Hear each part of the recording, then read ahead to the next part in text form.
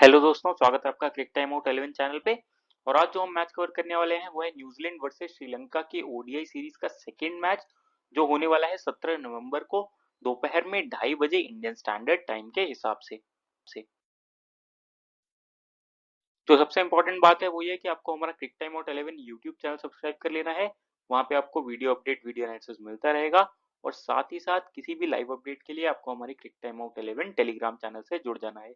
तो कोई भी लाइव अपडेट जैसे टॉस रिजल्ट, पिच रिपोर्ट, कोई भी प्लेयर टीम के अंदर आता है, कोई भी प्लेयर टीम से बाहर जाता है, वो सारी इन्फॉर्मेशन आपको हमारे टेलीग्राम चैनल में मिलती रहेगी। और टेलीग्राम चैनल पे आपको फैंटेसी साइट्स की टीम भी मिलती रहेगी, इसलिए टेलीग्राम चैनल को भी ज्वाइन कर लीजिए। अब बात करते हैं मैच वेन्यू और पिच एनालिसिस की। तो मैच होने वाला है पालेकल्ले इंटरनेशनल क्रिकेट स्टेडियम में। और यहाँ की पिच जो रहती है वो स्लोअर साइड पे रहती है। डिग्री ऑफ टर्न काफी ज्यादा मिलता है स्पिनर्स को, विकेट से बहुत परचेज है। और बैटर्स जो टेक्निकली साउंड रहते हैं ना, वो ही यहाँ पे परफॉर्म कर पाएंगे। जो बल्ला घुमाने वाले बैटर हैं वो ज्यादातर केसेस में आउट होंगे। तो आपको इस बात का ध्यान रखना है। और अभी हमने वेस्ट इंडीज टूर भी देखा था, यहीं पे जब वेस्ट इंडीज आई थी तो उनके बैटर्स को भी काफी दिक्कत हो रही थी इसी स्टेडियम में खेलने पे, क्योंकि यहाँ की पिचेस जो है वो स्पिन बॉलर्स को बहुत परचेज देती हैं। और श्रीलंका का स्पिन बॉलिंग अटैक काफी ज्यादा स्ट्रांग है। अब बात कर लेते हैं कुछ प्रीवियस स्कोर्स की। तो ये वेस्ट इंडीज सीरीज वाले ही स्कोर है। तो थर्ड लास्ट मैच देखिए, उसमें वेस्ट इंडीज ने बनाए 185 रन 4 विकेट के नुकसान पे 38.3 ओवर में। बारिश के कारण इस मैच में ओवर्स कम हो गए थे। फिर श्रीलंका ने 234 5 विकेट के नुकसान पे चेस कर लिया। उस मैच में पेस को 2, स्पिन को 7 विकेट्स मिले थे। बात करते हैं नेक्स्ट मैच की। उसमें वेस्ट इंडीज ने बनाए 189 रन 36 ओवर्स में ऑल आउट हो गई। श्रीलंका ने 190 5 विकेट के नुकसान पे चेस कर लिए। पेस को 5, स्पिन को 9 विकेट्स मिले थे। फिर बात करते हैं लास्ट मैच की, जो यहाँ पे हुआ उसमें श्रीलंका ने पहले बैटिंग करते हुए बनाए 156 रन 3 विकेट के नुकसान पे। अब इस मैच में ऐसा हुआ कि बीच में बारिश हो गई, उसके कारण विकेट पे एयर लगी। उसके बाद फिर विकेट थोड़ा सा अच्छा हो गया बैटिंग करने के लिए। और फिर वेस्ट इंडीज के बैटर्स उसको आराम से चेस कर गए 196 रन 2 विकेट के नुकसान पे। और उस मैच में पेस को 3, स्पिन को 1 विकेट मिले थे। बात करें एवरेज स्कोर की यहाँ पे, तो 270 से 300 के बीच में होना चाहिए।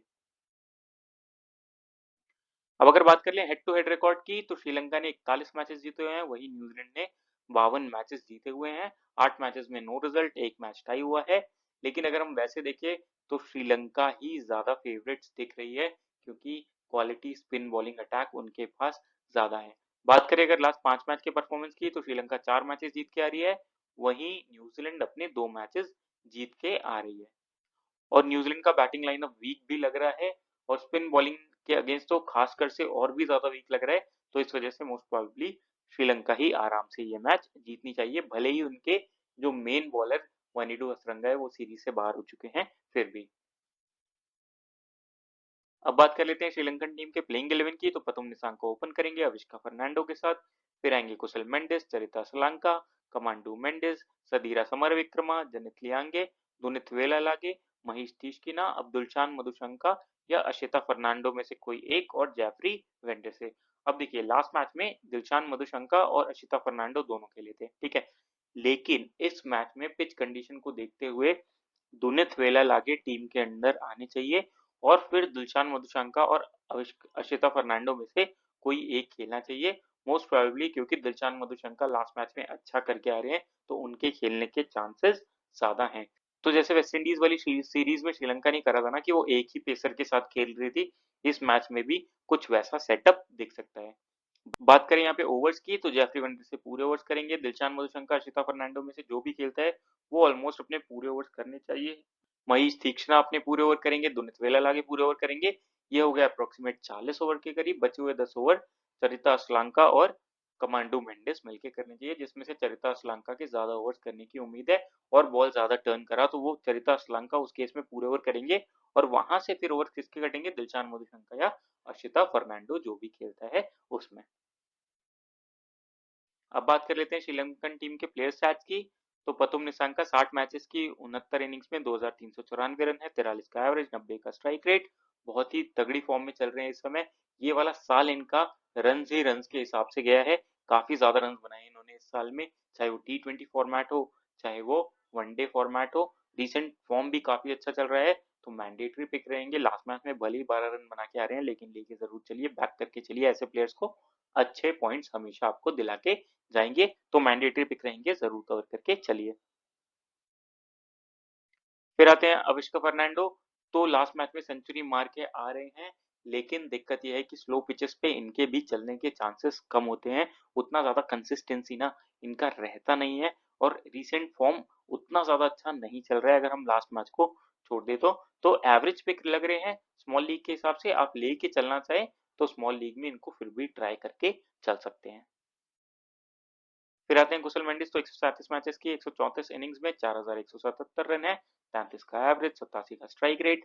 रीसेंट फॉर्म काफी ज्यादा अच्छा चल रहा है। लास्ट के 5 मैचेस में 250 और 100 मार के आ रहे हैं।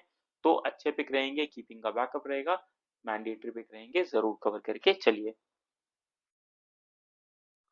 फिर आते हैं चरिता सलांका।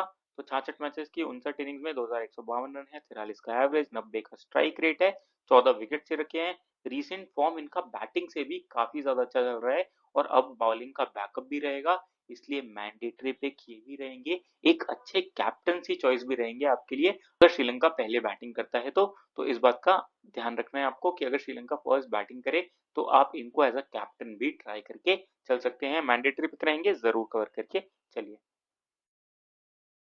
फिर आते हैं कमांडो मेंडिस। तो 13 मैचेस की 12 इनिंग्स में 231 रन है, 33 का एवरेज, 73 का स्ट्राइक रेट, 2 विकेट ले रखे हैं।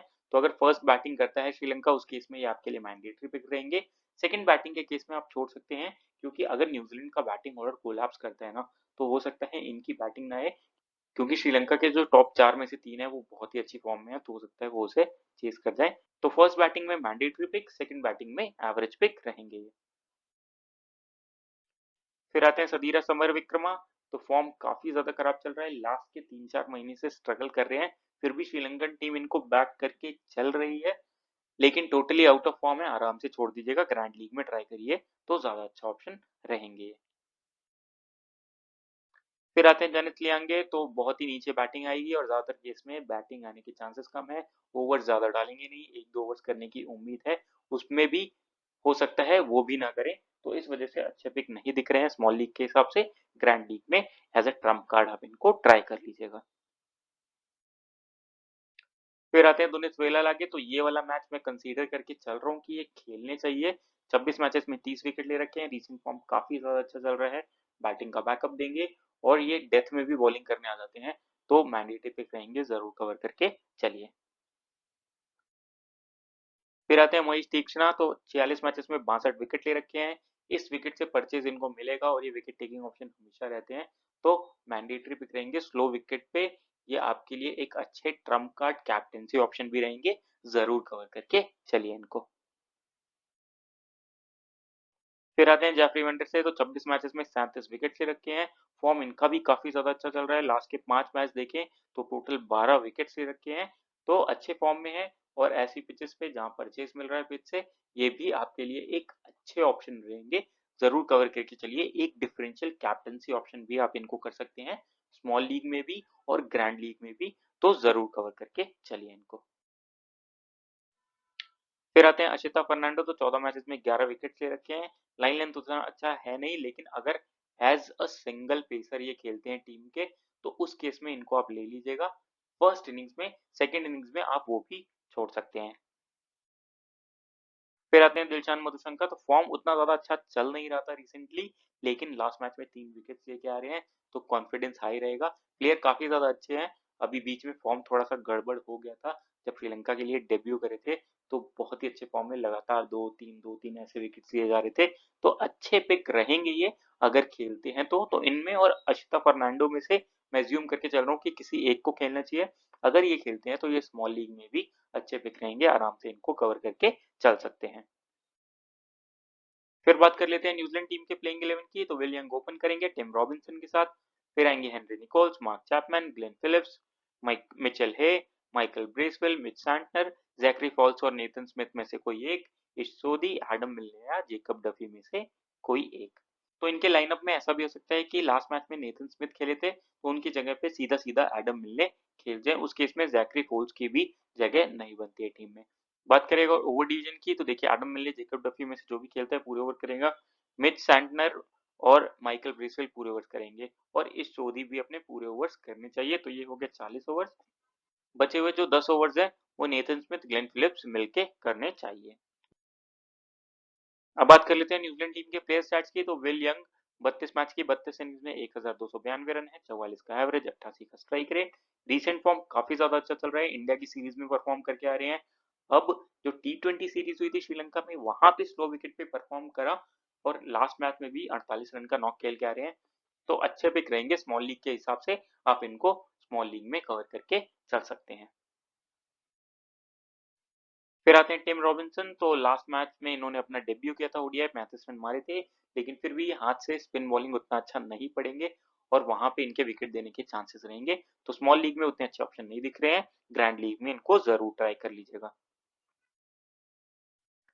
फिर आते हैं मिचेल हे। तो टोटली फ्लॉप है अभी तक सीरीज में और स्पिन बॉलिंग इनके बिल्कुल समझ में नहीं आ रही है, तो अच्छे पिक नहीं रहेंगे, आराम से आप इनको छोड़ के चल सकते हैं। फिर आते हैं हेनरी निकोल्स। तो 76 मैचेस की 74 इनिंग्स में 2062 रन है, 34 का एवरेज, 81 का स्ट्राइक रेट है। अगर टेक्निक वाइज बात करी जाए ना, तो इस टीम में सबसे स्ट्रॉन्ग प्लेयर बैटिंग में जो टेक्निक वाइज है वो यही है। थोड़ा रिस्क रहेगा क्योंकि स्लो विकेट पे उतना आसान नहीं है श्रीलंकन बॉलर्स को खेलना, लेकिन आपके लिए as a trump card pick ये रहेंगे स्मॉल लीग में भी, ग्रैंड लीग में भी। तो आप इन पे अगर रिस्क लेना चाहें ना तो ले सकते हैं, इन पे रिस्क लेना एक वर्थ ऑप्शन रहेगा। फिर आते हैं मार्क चैपमैन। तो फॉर्म बहुत ही ज्यादा खराब चल रहा है अभी रिसेंट में। स्पिन बॉलिंग के ये भी अच्छे प्लेयर हैं और स्लो विकेट्स पे भी ये परफॉर्म करते हैं। अभी जो लंका प्रीमियर लीग हुआ था उसमें भी अच्छी बैटिंग कर रहे थे, तो इनको इन कंडीशंस की भी नॉलेज है, लेकिन अभी तक इस सीरीज में परफॉर्म नहीं करा है। तो फिलहाल के लिए उतने अच्छे पिक नहीं दिख रहे हैं फॉर्म वाइज, लेकिन आप चाहें तो इनको स्मॉल लीग में फिर भी ट्राई करके चल सकते हैं as a trump card. Grand league में इनको जरूर ट्राई कर लीजिएगा। फिर आते हैं ग्लेन फिलिप्स। तो बैटिंग बॉलिंग दोनों का बैकअप रहेगा, मैंडेटरी पिक रहेंगे ये, अच्छे ऑप्शन रहेंगे, आराम से कवर करके चलिए स्मॉल लीग्स में। फिर आते हैं माइकल ब्रिसवेल। तो इनके साथ भी वही है, डुअल रोल रहेगा, पूरे 10 ओवर डालेंगे और बैटिंग भी ये ठीक ठाक कर लेते हैं। और अभी तक दोनों T20 मैचेस में भी फॉर्म में दिख रहे थे, लास्ट वाले मैचेस में भी 34 नॉट आउट खेले, तो फॉर्म भी अच्छा चल रहा है, तो इनको जरूर कवर करके चलिए, एक अच्छे ऑप्शन रहेंगे आपके लिए। फिर आते हैं मिचेल सेंटनर। तो मैंडेटरी पिक ये भी रहेंगे आपके लिए और अच्छे कैप्टनसी चॉइस रहेंगे, ठीक ठाक बैटिंग कर लेते हैं, स्पिन के अगेंस्ट भी अच्छी बैटिंग ये कर लेते हैं और ऐसे विकेट पे जहां बॉल स्पिन हो रहा हो, थोड़ा टर्न मिल रहा हो, ये अच्छे पिक हो जाते हैं, विकेट टेकिंग ऑप्शन हो जाते हैं। तो मैंडेटरी पिक रहेंगे, जरूर कवर करके चलिए इनको। फिर आते हैं जैकरी फोल्स। तो अगर खेलते हैं तो एवरेज पिक रहेंगे, आराम से आप ग्रैंड लीग में लेंगे तो ज्यादा अच्छे ऑप्शन रहेंगे ये। फिर आते हैं यशोदी। तो 52 मैचेस में 64 विकेट ले रखे हैं, विकेट टेकिंग ऑप्शन ये हमेशा रहते हैं, एक दो विकेट्स आपको हर मैच में ये देके जाएंगे ही। और साथ ही साथ ये थोड़ा बहुत बैटिंग का भी बैकअप दे देते हैं, और अगर न्यूजीलैंड का बैटिंग ऑर्डर कोलैप्स करता है ना, तो इनके बैटिंग आने के चांसेस रहेंगे उस केस में। तो क्या पता 15-20 रन मार जाए और एक या दो विकेट ले जाए, तो ये अच्छे पिक हो जाएंगे फैंटेसी वाइज हमारे लिए। तो स्मॉल लीग के हिसाब से अच्छे पिक दिख रहे हैं, आराम से इनको टीम में कवर करके चल सकते हैं। फिर आते हैं नेथन स्मिथ। तो बहुत ही टैलेंटेड ऑलराउंडर है ये, डोमेस्टिक सर्किट में बैटिंग बॉलिंग दोनों से परफॉर्म करके देते हैं, लेकिन बैटिंग से अब वही वाला चक्कर आ रहा है कि स्पिन कितना अच्छा खेलते हैं, तो हाथ से स्पिन ये भी अच्छा नहीं पढ़ पा रहे हैं, उस वजह से उतने अच्छे पिक नहीं दिख रहे हैं और सिर्फ बॉलिंग के दम पे इनको लेना उतना अच्छा ऑप्शन नहीं रहेगा फैंटेसी वाइज। लेकिन अगर फर्स्ट बॉलिंग करता है ना न्यूजीलैंड, तो उस केस में आप इनको ट्राई कर सकते हैं as a trump card small league में भी। फिलहाल के लिए एवरेज ऑप्शन रहेंगे आपके लिए स्मॉल लीग्स में। फिर आते हैं एडम मिलने। तो अगर खेलते हैं तो मैंडेटरी पिक रहेंगे, 49 मैचेस में 57 विकेट ले रखे हैं, हमेशा विकेट टेकिंग ऑप्शन रहते हैं ये। अगर नई बॉल से थोड़ा सा भी स्विंग हुआ ना, तो ये अच्छा स्विंग भी करा लेते हैं, डेथ में बॉलिंग में यॉर्कर्स अच्छे डाल लेते हैं, तो मैंडेटरी पिक रहेंगे, अगर खेलते हैं तो जरूर कवर करके चलिएगा। फिर आते हैं जेकब डफी। तो 7 मैचेस में 14 विकेट्स ले रखे हैं, लास्ट मैच में 3 विकेट लेके आ रहे हैं, तो कॉन्फिडेंस हाई रहेगा, लेकिन फॉर्म इनका उतना ज्यादा अच्छा नहीं चल रहा है, डोमेस्टिक सर्किट में भी स्ट्रगल कर रहे थे विकेट्स लेने के लिए। तो ये सिचुएशन बेस्ड पिक रहेंगे, तो अगर एडम मिलने नहीं खेलते हैं और यही टीम के मेन पेसर हुए और न्यूजीलैंड पहले बॉलिंग करता है तो उस केस में इनको मैंडेटरीली कवर कर लीजिएगा। लेकिन अगर एडम मिलने खेल रहे हैं तो उस केस में हम एडम मिलने के साथ जा सकते हैं इनको छोड़ के, क्योंकि फॉर्म इनका उतना ज्यादा अच्छा नहीं चल रहा है, भले ही लास्ट मैच में 3 विकेट लेके आ रहे हैं तो भी।